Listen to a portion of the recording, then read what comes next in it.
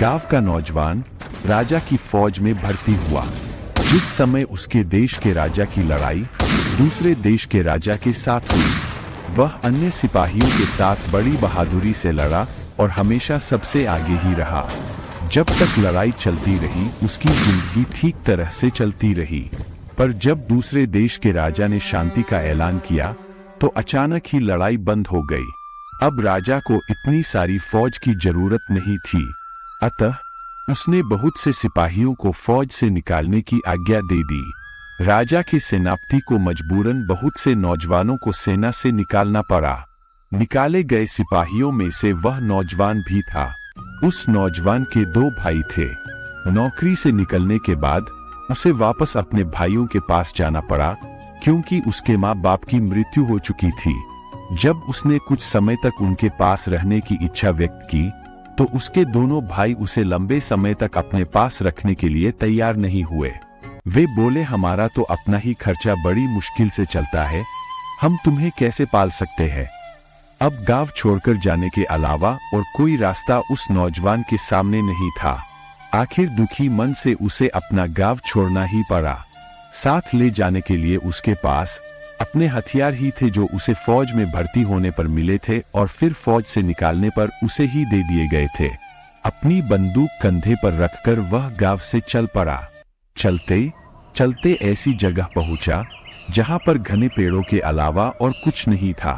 वह बहुत थक गया था, अतः वहीं पर एक घने पेड़ के नीचे आराम करने के लिए बैठ गया और अपने भाग्य के बारे में सोचने लगा कि ना तो मेरे पास पैसा है और ना ही मुझ में कोई हुनर। अब मैं कौन सा काम खोजूं? अब तो मुझे भूखा ही मरना पड़ेगा।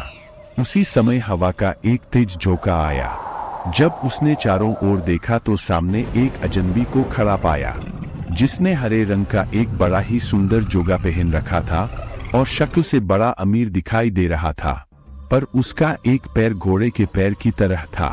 वह आदमी बोला, मुझे मालूम है तुम इस समय क्यों परेशान हो। तुम्हें मैं ढेर सारी दौलत दूंगा, पर उस से पहले मैं तुम्हारी परीक्षा लूंगा। कहीं तुम मेरी सारी दौलत बर्बाद तो नहीं कर दोगे? तुम किसी से डरोगे तो नहीं? नौजवान सिपाही बड़े गर्व से बोला, एक सिपाही और डर, यह दोनों बातें साथ साथ नहीं चलती। तुम मेरी परीक्षा लेकर देख सकते हो। अजनबी बोला, ठीक है, अब तुम अपने पीछे मुड़कर देखो। नौजवान ने अपने पीछे मुड़कर देखा तो पाया कि एक बड़ा रीछ उस से कुछ दूरी पर खड़ा उसे घूर रहा था। जैसे ही वह नौजवान पलटा, वैसे ही वह रीछ उस पर झपटा। नौजवान सिपाही ने झट से अपनी बंदूक तानी और उस पर गोली दाग दी। देखते ही देखते रीछ उसी समय वही ढेर हो गया। यह सब देखकर वह आदमी बोला, अब मुझे यकीन हो गया कि तुम सचमुच एक बहादुर नौजवान हो, पर मेरी भी एक शर्त है जो तुम्हें पूरी करनी होगी। नौजवान बोला, अगर मेरी आत्मा इसकी अनुमति देगी तो मैं तुम्हारी शर्त जरूर मानूंगा। हरे चोगे वाले अजनबी ने कहा, यह तुम खुद ही देख लेना। मेरी शर्त यह है कि आने वाले 7 वर्षों में ना तुम नहाओ, ना ही दाढ़ी और सिर के बाल कटवाओगे, ना ही हाथ तथा पैरों के नाखून काटोगे और ना ही ईश्वर की पूजा करोगे। मैं तुम्हें बड़ा सा चोगा दूंगा, जिसे तुम इन 7 सालों तक पहन कर रखोगे। अगर तुम इन 7 सालों के बीच में ही मर जाते हो तो तुम मेरे हो, पर अगर तुम जीवित बच जाते हो तो मैं तुम्हें अपनी शर्त से आजाद कर दूंगा और इतना सारा धन दूंगा जिस से तुम सारी जिंदगी आराम से गुजार सकोगे। तुम्हारे चोगे की जेबें हमेशा धन से भरी रहेंगी। नौजवान सिपाही, जिसे अपना भविष्य अंधकार में दिखाई दे रहा था, ने कुछ देर सोच विचार करने के बाद उस अजनबी की सारी शर्तें मान ली।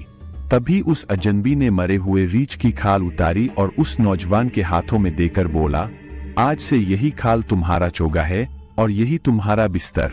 आज से तुम किसी और बिस्तर पर नहीं सो सकते। फिर उसने वही खाल उस नौजवान के कंधों पर डाल दी और उसे एक नया नाम भी दे दिया। वह नाम था रीछ की खाल वाला। इतना कहने के बाद वह अजनबी अचानक कहीं गायब हो गया। नौजवान सिपाही ने जब उसे कंधे पर डाला तो वह एक चोगा बन गया, और जब उसने चोगे की जेब में हाथ डाला तो देखा कि उसकी जेब में पैसा ही पैसा था। उस अजनबी की बात सचमुच ही सच निकली। अब वह नौजवान सिपाही उस घने जंगल से बाहर निकला। उसने मन ही मन सोचा कि अपनी मजबूरी के कारण से उस शैतान की सारी शर्तें माननी पड़ी है। वह ईश्वर की प्रार्थना भी नहीं कर सकता, पर वह इस धन से गरीब लोगों का भला तो कर सकता है। इतने सारे धन का उसे क्या करना है? 1 साल तो किसी तरह बीत गया, पर दूसरा साल शुरू होते ही उसका मुंह दाढ़ी और सिर के बालों से ढक गया। हाथों और पैरों के नाखून भी बहुत बढ़ गए। महीनों ना नहाने की वजह से पूरा शरीर मिट्टी से भर गया था। जो कोई भी उस नौजवान को देखता डर कर भाग जाता, पर जब वह अपनी जेब से निकालकर लोगों को पैसे बांटता तो कुछ उस से पैसे लेने को उसके पास आ जाते थे। वह उन सब से अनुरोध करता कि वह ईश्वर से उसके लिए प्रार्थना करें कि वह इन 7 सालों के बीच में मरे नहीं। पैसे लेने वाले लोग उसके लिए प्रार्थना करते। वह जहां कहीं भी रहने की जगह ढूंढता तो घर के मालिक डर के मारे उसे अपने घर में जगह देने से भी कतराते थे। अगर वह किसी सराय में जाता तो मालिक उसे दूर से ही भगा देते, पर जब वह उन्हें ढेर सारा पैसा दिखाता तब कहीं जाकर उसे रहने के लिए कोई अकेला सा कमरा दे देते। इसी तरह धीरे धीरे 3 साल बीत गए और चौथा साल शुरू हो गया। अब तो उसकी शक्ल बहुत ही भयानक हो गई। रीछ के बालों के खाल की तरह ही उसकी सारी शक्ल हो गई। लोगों को यह पहचानना भी मुश्किल हो गया कि वह कोई आदमी है या 2 पैरों वाला कोई वनमानुष। चौथे साल में एक बार घूमते घूमते एक सराय में कुछ दिन रहने के लिए वह पहुंचा, पर सराय के मालिक को केवल उसकी आवाज ही सुनाई दी, उसका चेहरा उसे दिखाई नहीं दिया। उसके पास खड़ा रहना भी उस सराय के मालिक के लिए मुश्किल हो गया, क्योंकि उस नौजवान के शरीर से बहुत बदबू आ रही थी। सराय के मालिक ने अपनी सराय में तो क्या अपने अस्तबल में भी उसे ठहरने की जगह देने से इनकार कर दिया, क्योंकि उसे डर था कि कहीं इस आदमी की शक्ल देखकर उसके गोर अस्तबल छोड़कर ना भाग जाए। जब नौजवान सिपाही ने उस सराय के मालिक के सामने ढेर सारा पैसा रखा तो उसने सराय से दूर नौकरों के लिए बनाए गए कमरे में उसे रहने की अनुमति दे दी, पर उस से वचन लिया कि वह जब तक वहां रहेगा तब तक अपने कमरे से कभी बाहर नहीं निकलेगा, नहीं तो उसके डर से कोई भी उस सराय में रहने नहीं आएगा। नौजवान सिपाही ने उसकी सारी शर्तें मान ली, पर जब शाम के समय नौजवान सिपाही अकेला अपने कमरे में बैठा सोच रहा था कि उसके 7 साल पूरे क्यों नहीं हो रहे हैं, वह इतनी भयंकर जिंदगी और कैसे जी सकता है। तभी उसे अपने बराबर वाले कमरे से किसी आदमी के जोर जोर से रोने की आवाज आई। नौजवान बड़े ही दयालु प्रवृत्ति का इंसान था, अतः अपने कमरे का दरवाजा खोलकर बाहर निकला। उसने देखा कि साथ वाले कमरे में एक बूढ़ा आदमी अपना सिर पीट पीट कर रो रहा है। रीछ की खाल वाला वह नौजवान उसके पास पहुंचा तो उसकी चीखें बाहर तक सुनाई देने लगी। वह बूढ़ा डर के मारे अपने कमरे से भागना चाहता था। तब नौजवान सिपाही ने उसका हाथ पकड़कर उसे भागने से रोका और बड़े ही प्यार से उसके रोने का कारण पूछा। उस रीछ की तरह दिखाई देने वाले आदमी से इंसानों की आवाज में बात करने पर बूढ़े आदमी का डर कुछ कम हुआ। उसने बताया कि वह जुए में सब कुछ हार गया है, उसके पास अब 1 पैसा भी नहीं है, वह सराय का किराया भी नहीं चुका सकता। अब उसे इस सराय का मालिक जेल भेज देगा। वह नौजवान बोला, तुम पैसों की चिंता मत करो, मेरे पास बहुत पैसा है। इतना कहकर उसने अपनी जेबों से ढेर सारा पैसा निकालकर उस बूढ़े के हाथों में रख दिया और बोला, अब तुम्हें रोने और दुखी होने की कोई जरूरत नहीं है, तुम इस से सराय का पैसा चुका सकते हो। इतना कहकर उस नौजवान ने उस बूढ़े को और ढेर सारा धन अपने घर ले जाने के लिए दिया। बूढ़ा उस रीछ की खाल वाले का बहुत ही शुक्रगुजार हुआ और बोला, तुम्हारे इस उपकार के बदले में मैं अपनी किसी भी एक बेटी से तुम्हारा विवाह कर दूंगा। तुम मेरे साथ मेरे घर चलकर अपनी इच्छा की लड़की चुन सकते हो। पहले तो वह नौजवान उस बूढ़े की बात पर राजी नहीं हुआ, क्योंकि उसे मालूम था कि कोई भी लड़की उस से शादी करने के लिए तैयार नहीं होगी, पर बूढ़े के आग्रह पर उसके घर जाने के लिए तैयार हो गया। जब वह उसके घर पहुंचा तो बूढ़े ने अपना फैसला अपनी बेटियों को सुनाया और उनमें से एक से उस रीछ की खाल वाले से शादी करने को कहा। जब दोनों बड़ी लड़कियों ने उस रीछ की खाल वाले को देखा तो डर से चीखती हुई बाहर भाग गई और अपने पिता की बात को मानने से साफ इनकार कर दिया। फिर उस बूढ़े ने अपनी छोटी बेटी को बुलाया।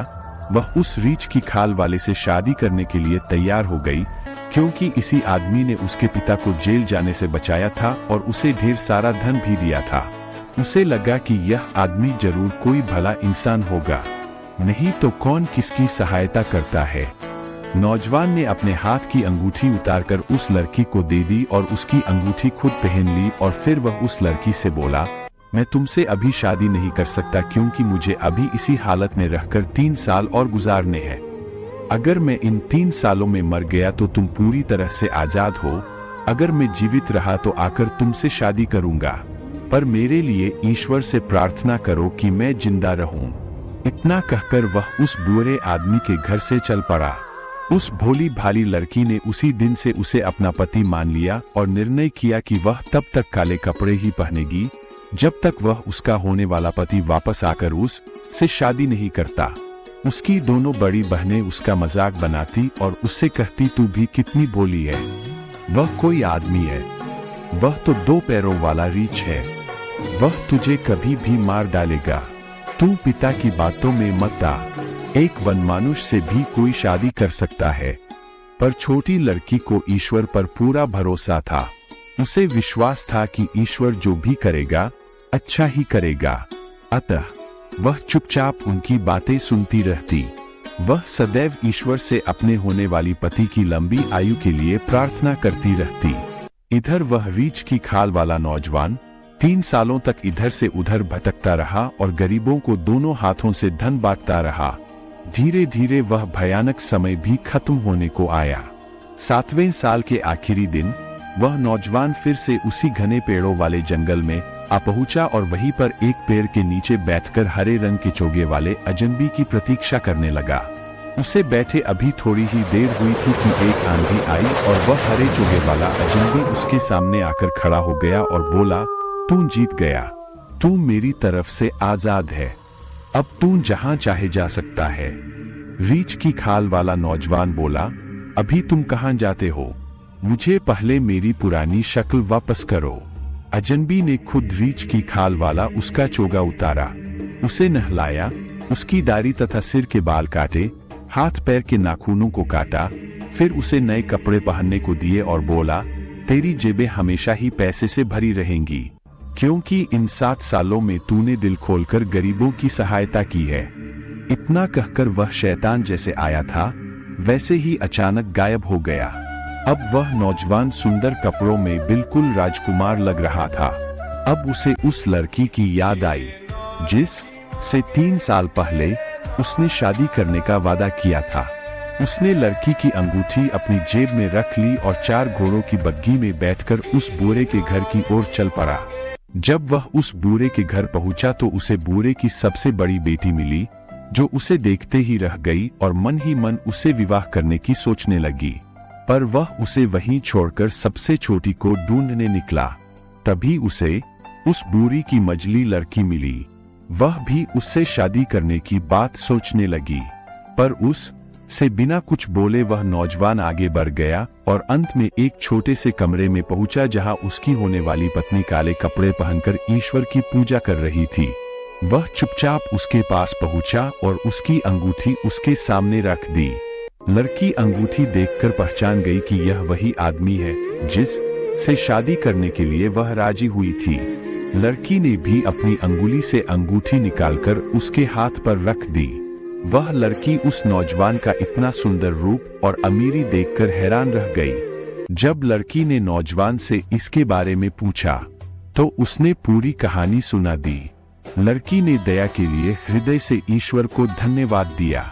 इधर वह नौजवान जब अपनी होने वाली पत्नी का हाथ पकड़कर कमरे से बाहर आ रहा था तो दोनों बड़ी बहनें तैयार होकर उस से मिलने आ रही थी। पर जब उन्हें पता चला कि वह रीछ की खाल वाला व्यक्ति है तो उन्हें अपने ऊपर बहुत गुस्सा आया। गुस्से और नफरत से भरी बड़ी बहन ने घर के पास वाले कुएं में कूदकर और बीच वाली बहन ने पेड़ पर लटक कर आत्महत्या कर ली। शादी के अगले दिन जब उनके दरवाजे पर दस्तक हुई तो नौजवान ने दरवाजा खोलने पर देखा कि वही शैतान उसके सामने खड़ा है। उसे देखकर हरे चोगे वाला शैतान बोला, देख तेरी एक जान के बदले मैंने दो जानें ले ली। यह दोनों लड़कियां ईर्ष्या और नफरत की आग में खुद ही जल गई और तू अपने साहस, दया तथा धैर्य की वजह से इस आग से बच गया। इतना कहकर वह शैतान फिर गायब हो गया।